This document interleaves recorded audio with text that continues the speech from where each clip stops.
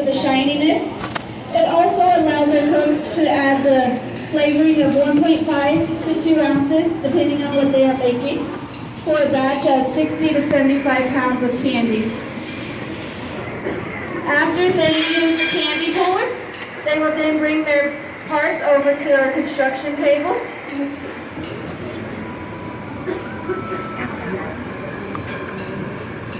They will bring it over to our construction tables.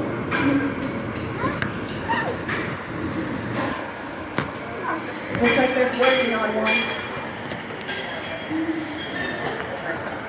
All right, so no one is really constructing any of their batches yet. But what they'll do is they will take parts of their batch and bring it to one of these tables with the silver hoods on it. And we do have a flame running the length of the hood.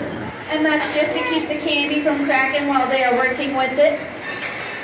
This is where they make the jacket of the candy. So the outside of the candy cane or lollipop. They'll take the big blobs of candy and then they'll cut them into smaller parts, stretch them out on this table here, one color at a time, and build up their jacket that way. After they have their jacket built up, they will take the core of their batch and mold it into a log shape. Once they have it into a log shape, they will then place the log on the center of the jacket, wrap it like a blanket. At this time it weighs about 60 pounds and is really close to 200 degrees. So all of our cooks do wear long sleeve shirts and 3 layers of gloves to protect themselves against the heat. All right. So once they have it completely constructed, they will bring it over to our batch rollers. This is the part where they pull and twist and cut onto their batches. They'll stick the log of candy on the back half of the batch roller where you see the silver awning. We also have a flame running the length of the awning to keep the candy from cracking while it's being worked with. What you see right now is he is at the end of his batch. So he'll make a couple more cuts and then he will recycle the rest. And that'll become part of the core for his next batch. He does have an assistant standing next to him. And what she will do, he or she will do, is she'll take parts of his cuts and then she'll put them on the scale to make sure that they weigh proper amount. If they do not, they get discarded and be part of the recycled candy as well. If they do, there it goes. That one did not meet the requirements. So if they do, they'll go on to be either fixed like that. She'll cook them and then she'll put them onto another conveyor belt where they will go into our packaging department to be packaged up.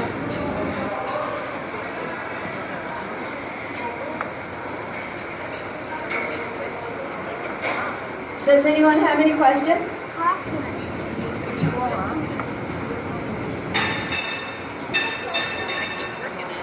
Alright, so here's a close-up of how we make the kernels of the candy canes and then put them onto the conveyor belt so they can go into the packaging department. But if there's no questions, we will head on with our tour down the hallway. We do have a timeline on the left-hand side. We also have windows on the right-hand side for you guys to peer through as you make your way to the end of the hallway.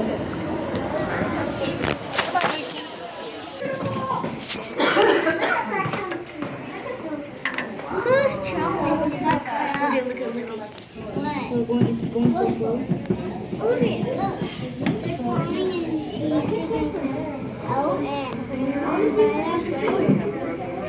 Oh, see, they're coming out. They're already getting ready for So the rest of this tour will be up here on the TV screen. So if you want to see, come grab you a spot to be able to see the screen. Hold on. Ready? Yeah? Ready?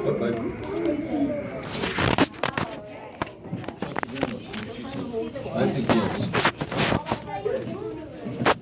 We may get something in here or maybe in the store. We'll see. Alright, so you guys notice the temperature difference. We try to keep our kitchen between 90 and 98 degrees to keep the candy from cracking while it's being worked with. Down on this end of the factory, we try to keep it about 65 to help cool the candy down as it is coming off the conveyor belt before it does get packaged.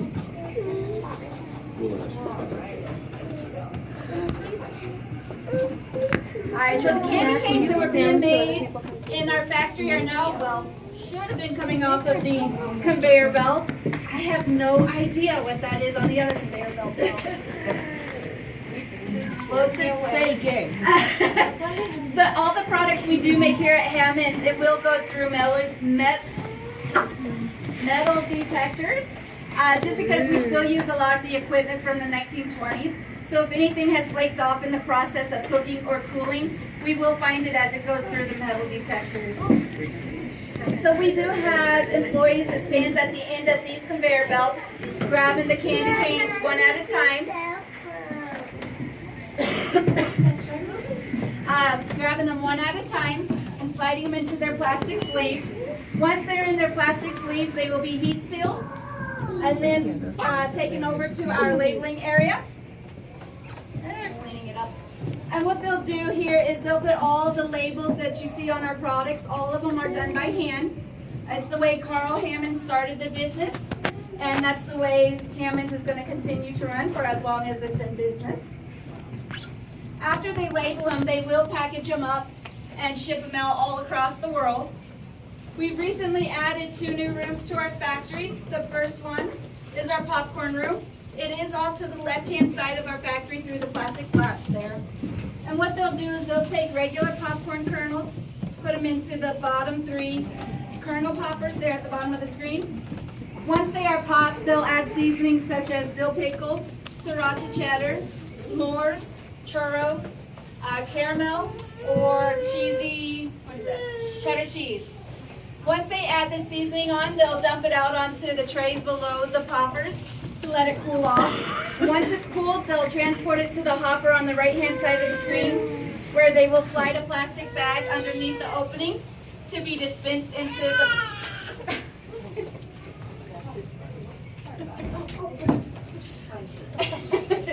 No worries.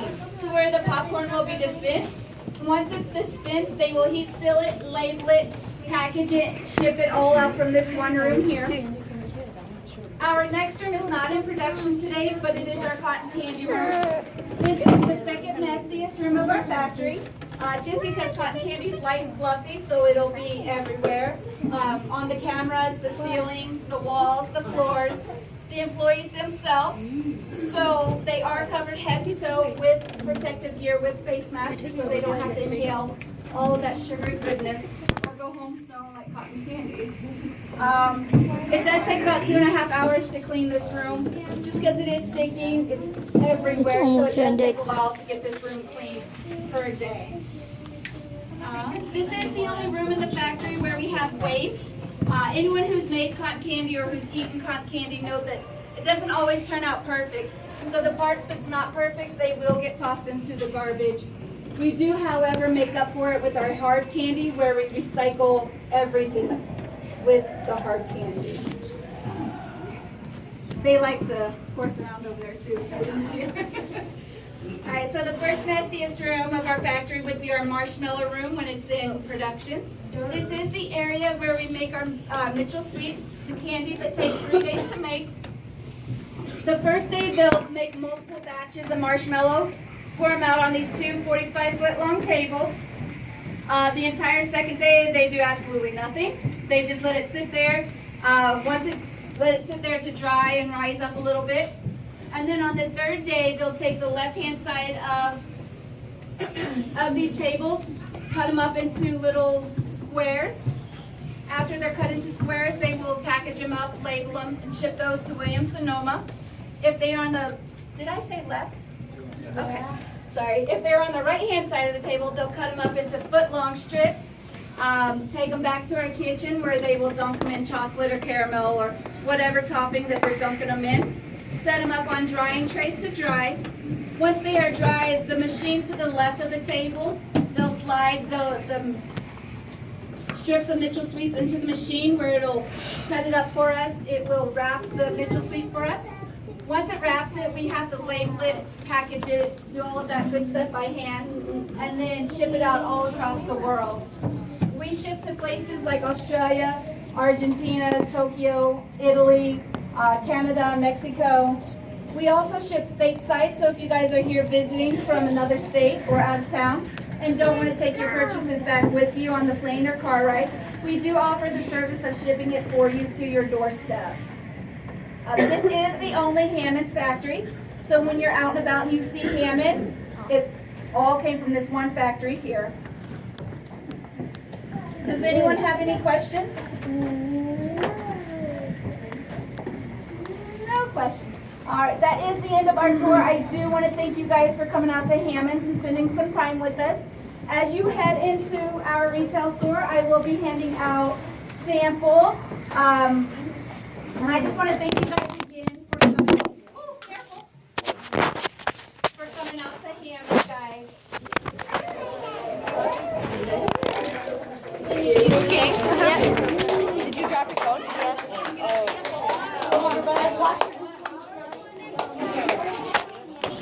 Here, that's it, right? That's all you wanted? Yep.